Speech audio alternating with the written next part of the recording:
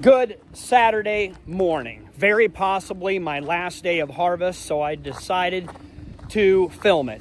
Hopefully it's the last day of harvest of white corn, finish up at the ranch, 10 acres left, come home, put on that soybean head, and harvest milo on both fields, haul that to town. So we could be done.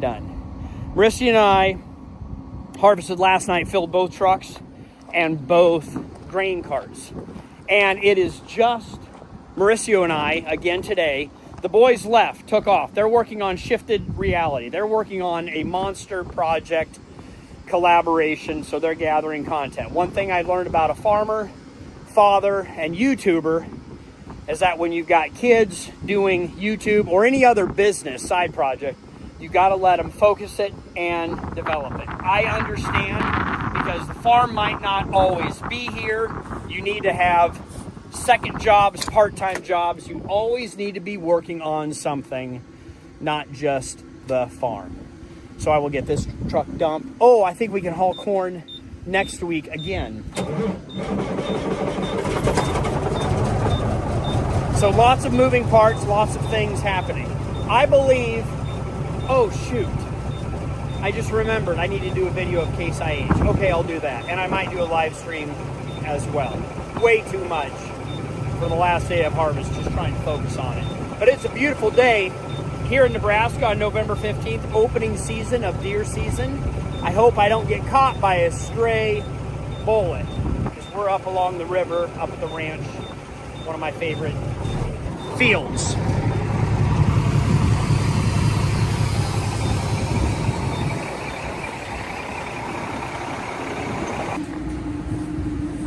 All right, walk along on this journey with me through my thought process. Got the trucks home from the ranch, dumping. First truck was fine. Second truck, the short leg started back leg. So what's that mean? That means is it brings the corn up to the distributor, and if the distributor is plugged or it fills up with corn, then the corn drops down the other side, scoops it up, and it doubles its capacity, but there's no room at the top for it to leave. So we've struggled with this year. And the only thing difference that I've changed in years past is we put a new auger into the pit. The old auger, we don't have it here, was incredibly shot. So at the bottom, it's not grabbing and pulling as much corn. So the difference is that's the only difference that we changed. I think why we have a problem here now. There's too much corn coming up this auger, getting in the short leg, and it just can't take it away. Gravity can't take it away fast enough in the distributor.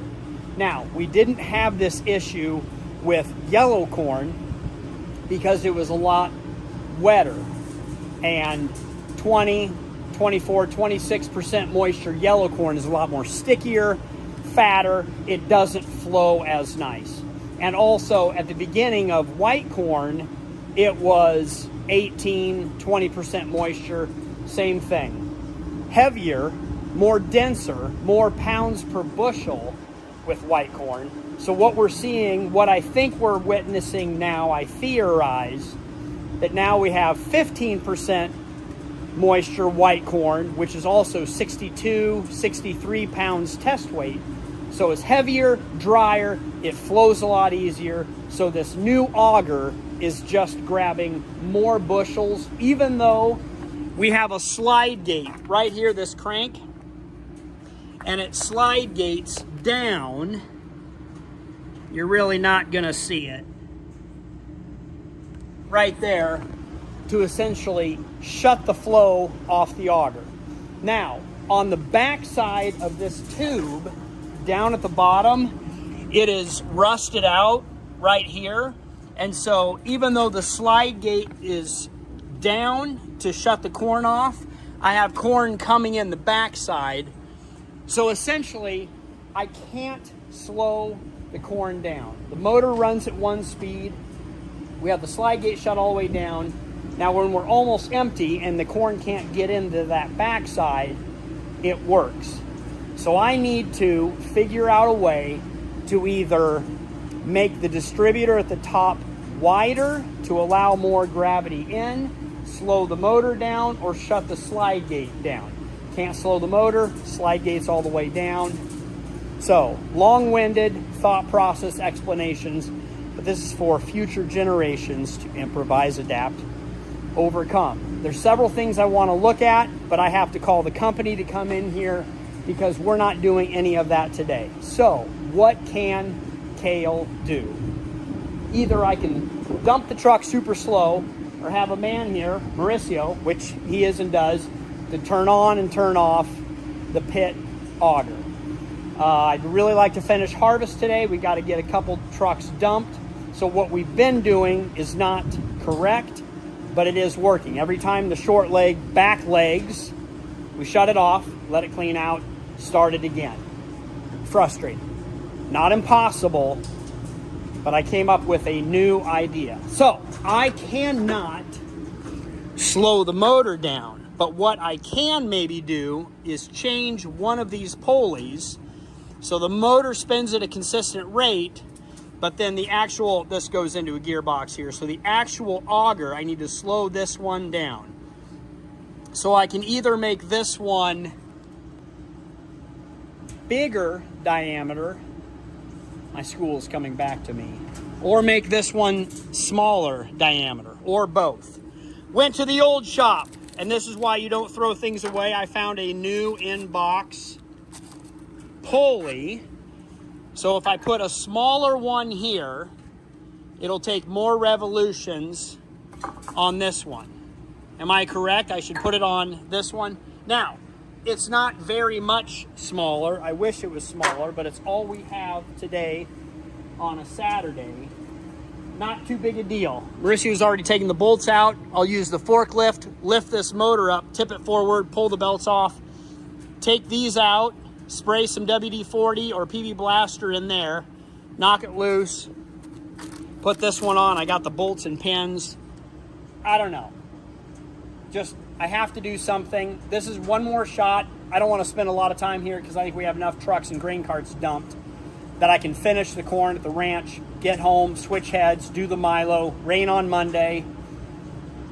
Co-op is open today, so I can haul Milo in, but if we can just get it on wheels, I'm kind of under a time crunch. I don't want to dilly-dally here too much. So that's what I'm going to do. Am I right? Think with me. I could ask AI or Grok, but I think making this one smaller means it has to turn twice for this to turn once. Something like that. That makes sense. That's what we're going to do. All right. Forklift fits. Chain is not straight up and down through, but we did get these bolts out. This is up. Belts are off. So can we work on it? Yes. I need to get you a ladder, Mauricio. All right. 1/2 wrench. All right, got all of that off. Getting this off because I don't have a hammer and chisel. I left them at the shop. Mauricio's going to get those in the Defender. I have a question for you guys. Are you anti-seize guys or not? I typically am not, but as we're putting this back together, should I put anti-seize on it? It's a relatively new motor, so I don't know how long, 3-4 years this has been on. If we ever have to do this again, having anti-seize on it, either next year, this year, or 20 years from now, having anti-seize is not a bad idea. I think I want to, but typically I don't. But if we ever need to do this again, it'll make this stuff coming off a lot easier. All right, folks, I'm doing it. I have decided to go ahead and put anti-seize because this new piece is very tight on there. I'm going to hammer that key in. It's bigger and longer than this key they sent. And I think I'll put super duper long bolts instead of these shorties, because once this goes in here, it's very deep and it'll be hard to get a wrench in there. All right, this is the point in the video where you need to laugh and make fun of me. I did use anti-seize. Yes, I did get it on me. Is there any on my face? It's all over everything. maybe one of the reasons I don't use it. The old key didn't work. I put the new key in, but then I'm doing new bolts, and yes, I jammed them full of lock washers so the head sticks out. Otherwise, it would be buried down deep in there, and we couldn't get a wrench or socket or anything else. So I gapped them with lock washers because I had them, more than small washers. This is what I'm doing. Comment below about how much you hate it, but all it needs to be, not super tight. It just has to hold this inner ring to lock into the pulley.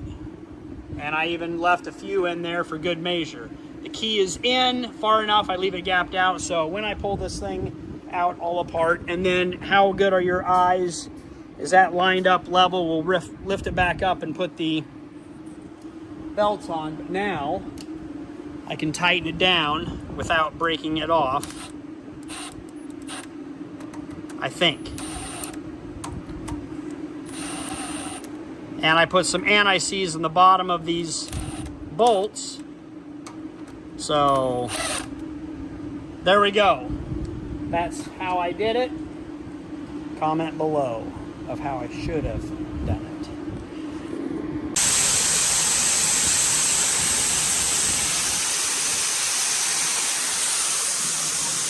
It's running slower, yes, but it didn't fix our problem. I did look up in the distributor and there's nothing plugging that. It's just loud out here.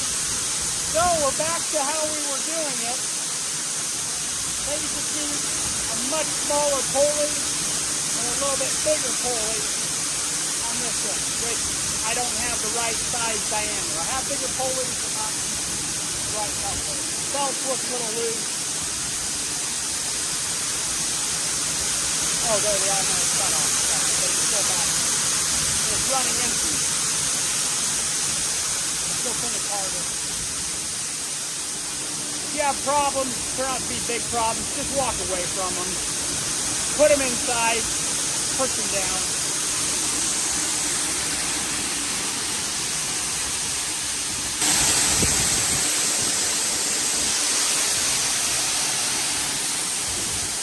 If I can't control the speed from the pit, auger, short leg, bearing, pet pulleys, I'll control the speed from up here. Pit is empty, and that's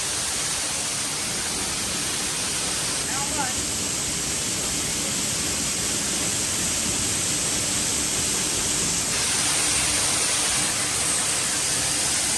That's how much the short leg can take. That's how much we'll give it.